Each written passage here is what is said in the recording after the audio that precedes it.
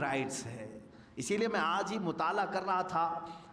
ایک بہت بڑا انگریز مفکر ہے, وہ عیسائی ہے, مائیکل, جس نے 100 متاثر کن شخصیات کے متعلق ایک کتاب لکھی پوری دنیا میں, جن کا سب سے زیادہ انفلوئنس ہوا ہے انسانوں پر. اس میں نمبر 1 اس نے محمد صلی اللہ تعالیٰ علیہ وسلم کا نام ہے. عیسائی ہے. اس نے 100% یعنی 100 وہ لوگ جنہوں نے پوری دنیا پر اپنا اثر قائم کیا, اس میں پہلے نمبر پر میرے آقا کی ذات. اس نے اس کی وجہ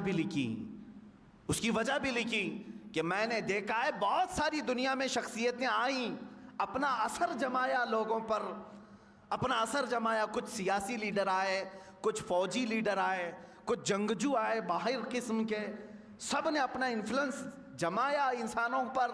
لیکن محمد صلی اللہ تعالیٰ علیہ وسلم, پروفٹ محمد, ایک ذات ایسی ہے جن کے جانے کے 1400 سال بعد بھی انفلوئنس باقی ہے, اثر ختم نہیں ہو رہا ہے.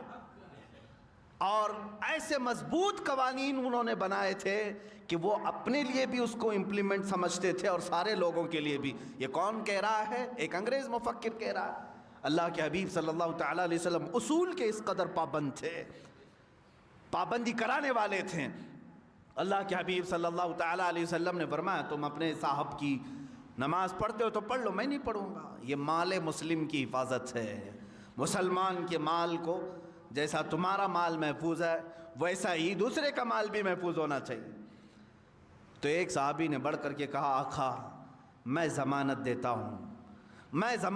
ہوں کہ اس کے 2 درہم میں قرضہ چکا دوں گا, آپ نماز پڑھا دیں. وہ سامنے آئے تو حضور صلی اللہ علیہ وسلم نے ان کو سامنے کیا, آؤ وقت بتاؤ کہ کس وقت ادا کرو گے. انہوں نے کہا کل کی مغرب تک میں 2 درہم ادا کر دوں گا, مجھے وقت دیا جائے. تو اس قرض خواہ سے پوچھا گیا, کیا تجھے منظور ہے کل تک کا ٹائم؟ اس نے کہا ہاں یا رسول اللہ صلی اللہ علیہ وسلم. تب حضور نے نماز پڑھائی اور اس کے بعد دعا نہیں کی. دوسرا دن آیا مغرب, حضور اکرم صلی اللہ تعالیٰ علیہ وسلم انتظار میں تھے. فوراً اس صحابی کو بلایا جنہوں نے ضمانت لی تھی, وہ حاضر تھے اور وہ مال لے کر کے بھی آئے تھے 2 درہم, اور اس قرض خواہ کو ادا کیا. تب میرے آقا نے ہاتھ اٹھا کر کے دعا کی, اے اللہ کل جس کی وفات ہوئی اس کی مغفرت فرما.